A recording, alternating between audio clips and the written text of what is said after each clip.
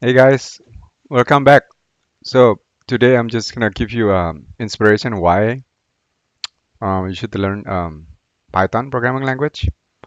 First of all, it's easiest, one of the easiest programming language to learn because it's high level. You will see later on. They call it also a pseudo language. So if you read it, the Python programming language, um, even without you having knowledge, a prior knowledge of in Python programming, it's almost like English-like feel. You can intuitively know what is happening. So it's very high level, very abstract, just like almost the same as the English.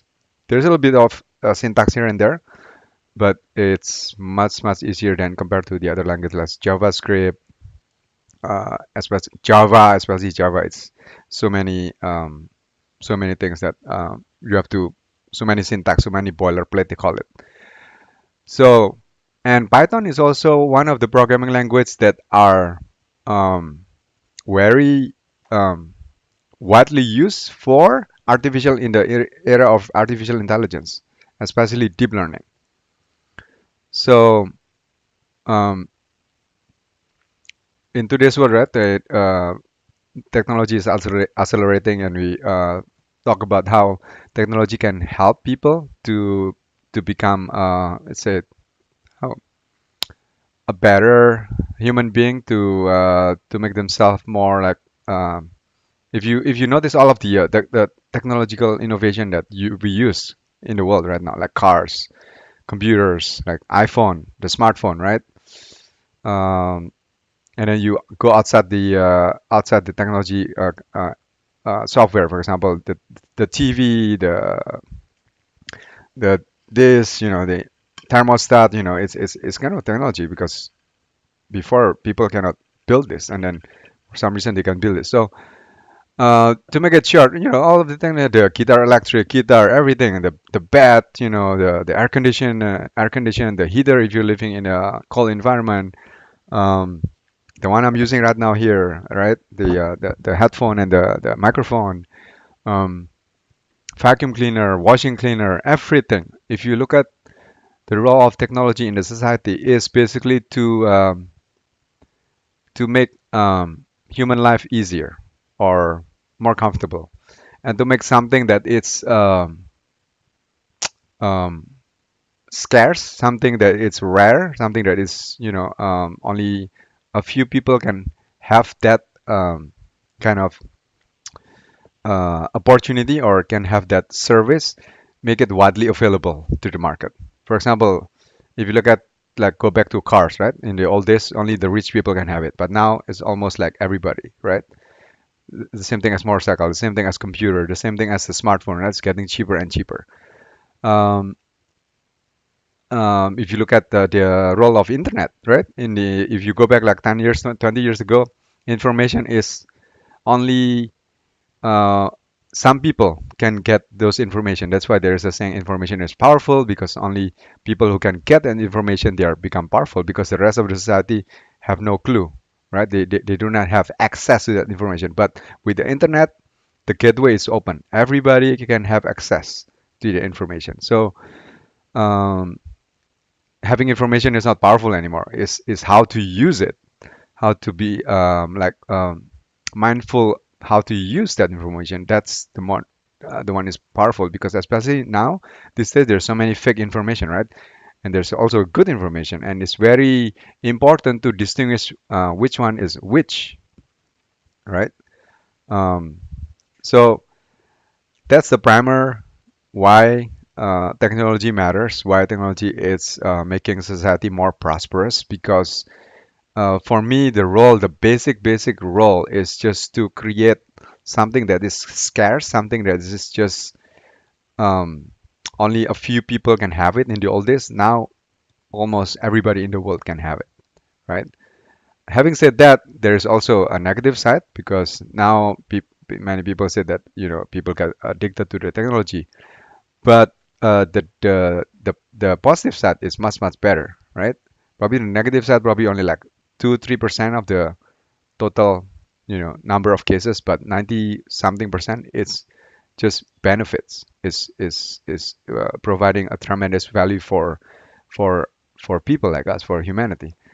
Um, and now we're talking about the role of software, right? Programming. So if you want to go into softwares, I would advise you, and especially if you're interested in artificial intelligence, which is like really like a hot topic right now, right? And it's still like in the early phase. I felt that artificial intelligence, although it's already like since the 1960s, right? Now they got kind of like a headwind. So there's like a winter. They call it the winter of AI, right? There's no progress in the AI, and then after that there's people rushing into artificial intelligence, and then there's another winter, and now we are on the like the spring or summer of AI again. But I felt that we are still in the early innings, right? And I think artificial intelligence is gonna create so many opportunities. Uh, if you're an expert into that field, you can open up, unlock, help other people with your superpower. And the best thing, or the hot topic right now in the artificial intelligence field is this algorithm there, because in if you look at AI, there's so many algorithm inside it, and of the most powerful algorithm right now there's people talking about is deep learning, right? Neural network is basically an algorithm based on how trying to mimic how um, the human brain works, basically. That's why they call it neural network, right? and and the programming language of that, the most popular one, I know, of course, you can learn via JavaScript, but it's very kind of convoluted as compared to Python. Python is like, I would say, the number one. Probably number two is R, but R is very specific. It's because it comes from the statistic world, right? But Python, it comes from more in the general software programming world, right? And the nice thing about Python is, in case if you in the after you learn it, you change your mind. Oh, I don't want to go into deep learning, or I don't want to go into machine learning or artificial intelligence because for some reason it doesn't match my character, or for some reason you can switch and to other areas. And Python is still being used they are still being used in web development, in web programming, in I think in the middle tier, right? Uh, so you can still use the Python programming language. Uh, but I hope you will stay in deep learning because the field, I think, is still in the early innings. And it's like when you think about it, when you like internet, like 20 years ago, people like, what is internet? Like 19, go back to year 1996, right? It's most people doesn't know what is the internet. Most people couldn't imagine if Amazon is going to be big, or Google is going to be big, Facebook is going to be big, or let's say Snapchat's going to be big, or most people couldn't imagine that. But now it's like every day like we cannot get away from the internet, right?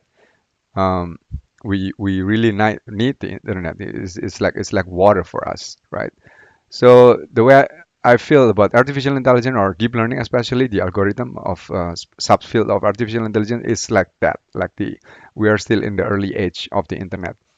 So if you study now, probably like even like 3 4 years from now, you're gonna be like in a position where you can like in a high demand, and you can like open up new opportunities, not just for other people but for yourself.